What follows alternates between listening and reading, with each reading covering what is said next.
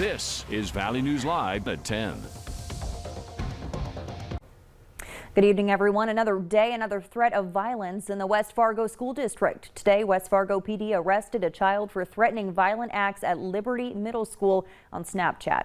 Police say that threat came in around 11:30 this morning and was reported to a school resource officer via text-a-tip. Officers tell us the student acted independently. A report will be forwarded to the Cass County State's attorneys for consideration of charging the suspect for felony terrorizing. Now, this is the fourth time this week a threat of violence has been made against a West Fargo middle school. Police and school officials say the threats are not credible, including the detailed and specific threat toward Cheney Middle School that sent the school into distance learning on Tuesday. Last night, Valley News Live learned of the two other reported threats, one to Liberty Middle School, the other to Heritage. Again, police say those threats are not credible. Deputies in Pembina County say they've identified the person behind a potential threat at the North Border School. A juvenile has been charged with terrorizing. Sheriff Terry Meidinger says the sheriff's office was called to the school on Tuesday to investigate. Deputies have not released information on the manner of that threat. Meanwhile, two students were arrested today at Bagley High School. According to the Clearwater County Sheriff's Office, one of the students made a comment about taking the school resource officer's gun. Administrators say another student then got involved and the situation escalated. The county attorney is reviewing that situation to determine if charges will be filed. New for you tonight at 10, Grand Forks Police got training today from an officer who works for LAPD on Skid Row. They say their biggest takeaway is the importance of community outreach. Valley News Team's Alex Larson has our story from Grand Forks.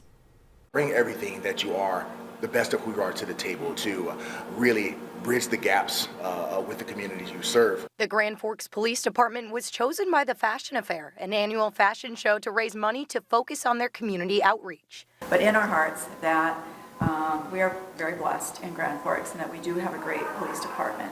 And so we knew that we wanted to do something that was positive for our police officers and that gave them even more training and could make them even better than they already are. Shine a light on our excellent community and all the people who live here and the people who try and make it a wonderful place to live. With the funds raised at the show, the police department brought in Dion Joseph, an officer from the Los Angeles Police Department. Joseph has spent 23 years working in the downtown Skid Row community. He focuses in community outreach. The thing with Dion is many people work as a consultant versus Dion is still working as a practitioner in dealing with community engagement every day. When I met with the chief and the deputy chief, I discovered how much not only do they care about their officers, but how they stress having them go out and engage the community in non-conventional ways to try to help bridge that gap.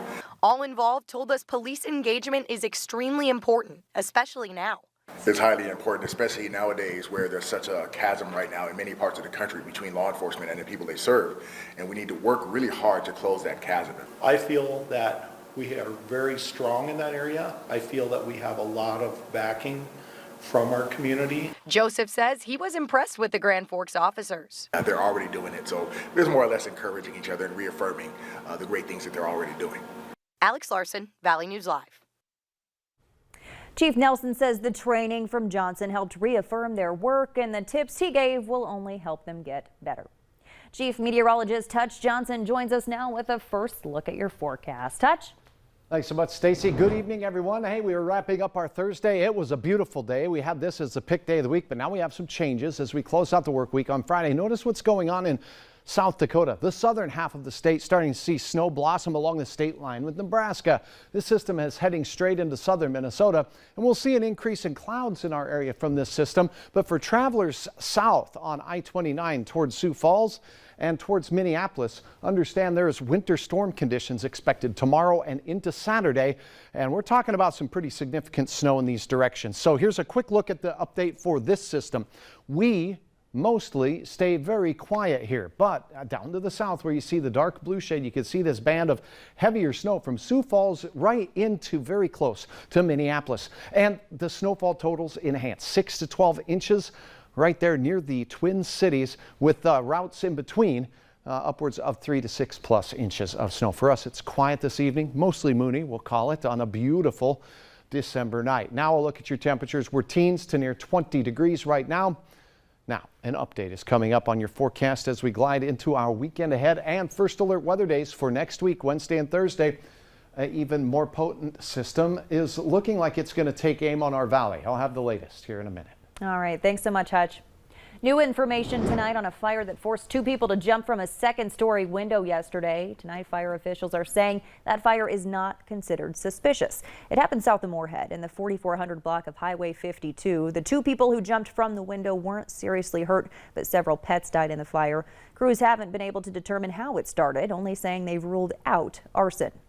A pickup has major damage after crashing at a railroad crossing south of Castleton today. North Dakota Highway Patrol says Trevor Altman was cited for not stopping. They say he swerved into the crossing arm at 65 miles per hour, saying he didn't see the oncoming train, stop arm, or flashing red lights. No one was hurt. A second student has died from COVID-19 in Minnesota this school year, according to the weekly update by the Minnesota Department of Health.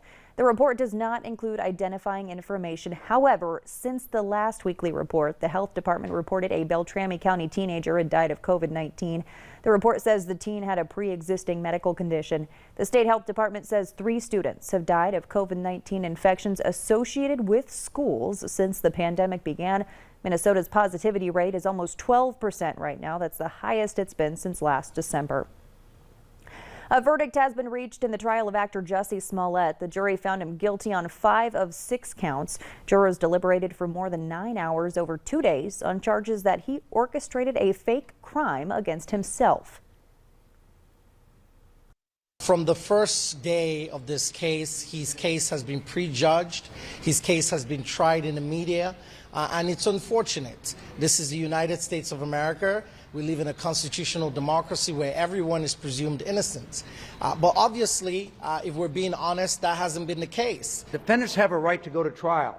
Defendants have a right to argue that their case has not been proven beyond a reasonable doubt. But defendants do not have the right to go in front of a jury and lie under oath. Mr. Smollett would not have lost this case, as he did today, unless the jury found that he lied to them. The reading of that verdict was delayed because Smollett left the courthouse during deliberations and didn't return at the court's request until this evening. The girlfriend of Daunte Wright was the first witness called today on day 2 of the trial of former police officer Kim Potter, who shot and killed Wright, claiming she accidentally mistook her gun for a taser. Wright's girlfriend was in the car with him when he was shot by Potter. She became very emotional, recalling what happened that afternoon in April when the vehicle they were in was pulled over by police. I was the only one who had everybody there. I was trying to help him. And I was trying to push on his chest and call his name. And he wasn't answering me. Wright's family and civil rights lawyers say they don't believe it was an accident, pointing out that Potter worked for the Brooklyn Center Police Department for 26 years. Families of nearly 61 million children could get their last child tax credit payment in a couple days if Congress doesn't act soon. The payments are set to end this month, but could continue throughout all of next year if President Biden's Build Back Better agenda passes the Senate. The IRS told lawmakers the bill needs to pass in 19 days in order for those payments to continue in January. New for you tonight at 10, a man made a huge donation to the Salvation Army Red Kettle campaign today. The man, who wants to remain anonymous, came to their office downtown Fargo and donated $5,000 in cash. He says he didn't want to draw attention to himself by placing it in a kettle. Staff there say they were remarkably thankful, and he left a big impression on the employees that were there to witness his generosity. Still ahead tonight, if you're tired of waiting to ice fish, one city says they've got you covered. We'll explain. And we are expecting some wintry weather as we go through Friday, mainly far south and into the Twin Cities. Then next week, Wednesday through Thursday, first alert weather days.